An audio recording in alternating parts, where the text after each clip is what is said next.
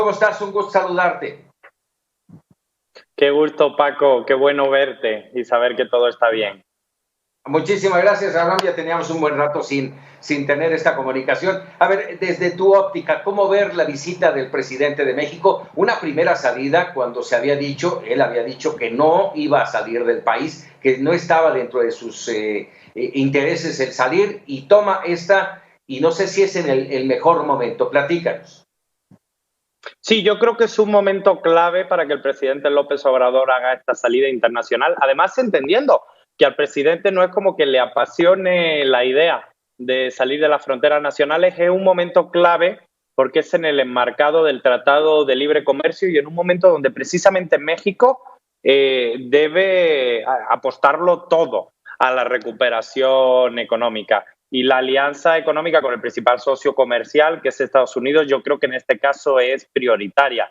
Demuestra que el presidente está preocupado por la situación económica que deja la pandemia en México y en todos lados, ¿no? Una caída del Producto Interior Bruto muy importante para las naciones y que con este tipo de encuentros pretende, pues eso, reactivar una economía internacional con el principal socio comercial, algo fundamental.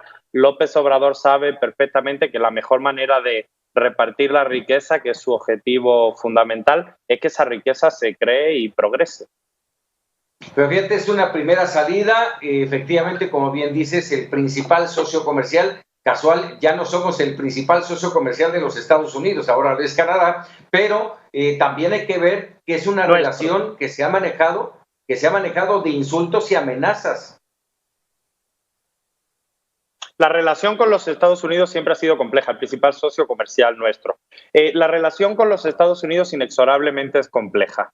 Entre otras cosas, por las dinámicas nacionales de este país, que siempre ha tenido un especial aprecio por la injerencia en toda la región latinoamericana y, cómo no, en el país con el que comparte una frontera tan extensa. Sin embargo, es obligación del gobierno mexicano fortalecer, cultivar esta relación tan importante. No fue López Obrador quien metió al país en un tratado de libre comercio, pero ese tratado de libre comercio actualmente es fundamental para el desarrollo económico del país, porque a lo largo de más de una década así se constituyó la economía mexicana. En ese sentido, es inexorable seguir apostándole al comercio exterior y creo de verdad que López Obrador está haciendo un esfuerzo por salir de su zona de confort, ¿no? Le gusta estar en el extranjero, le gusta estar aquí, le gusta poner orden en un Estado mexicano completamente hecho ruinas que heredó el modelo neoliberal, pero también da muestras de que la economía está siendo una prioridad del gobierno del presidente López Obrador.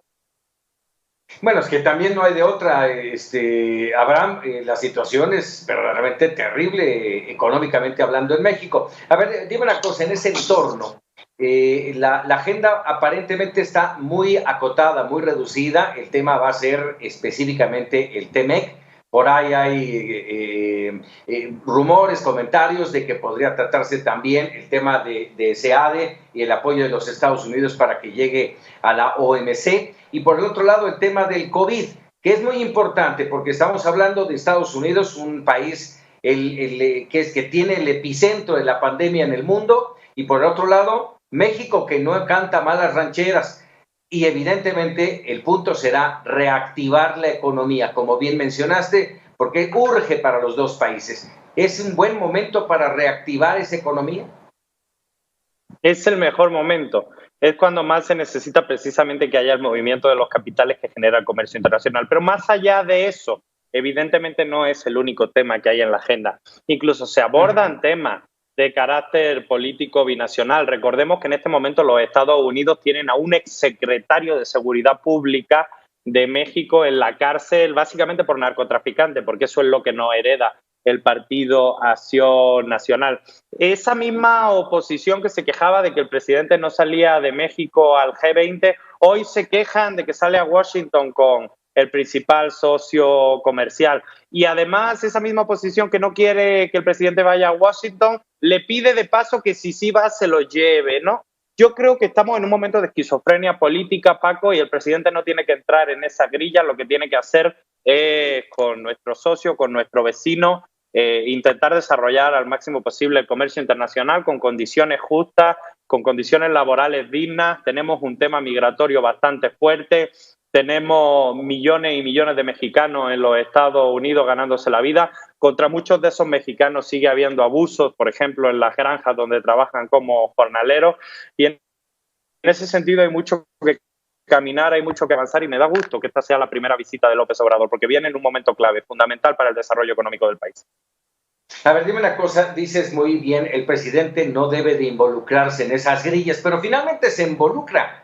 Quiéralo o no, se involucra cada mañana en su conferencia de medios. Se le ha preguntado, se le preguntó esto que es un comentario generalizado de muchos analistas y comentaristas y columnistas. La visita del presidente abona a la campaña electoral de Trump, se deja usar y el presidente sale, no soy un vendepatrias.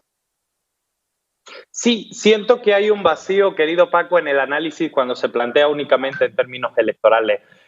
Nunca se han detenido las visitas diplomáticas porque los países tengan procesos electorales. Eso es lo bonito de la democracia, que los procesos vienen y van. Tenemos antecedentes en este sentido. Injerenciar en una cuestión electoral es lo que hicieron algunos senadores cuando se tomaron la foto con la playerita de Hillary Clinton. Entiendo que muchos lo hicieron de buena voluntad, pero bueno.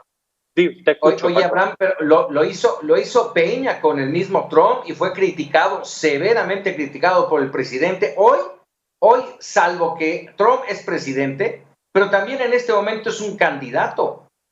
Y me preocupa el hecho de que ni siquiera tenga en su agenda la posibilidad de visitar y de saludar a Joe Biden, el candidato de los demócratas. No, es que ahí López Obrador no va a saludar candidatos. López Obrador va a defender los intereses nacionales de México en una relación que es clave para el país.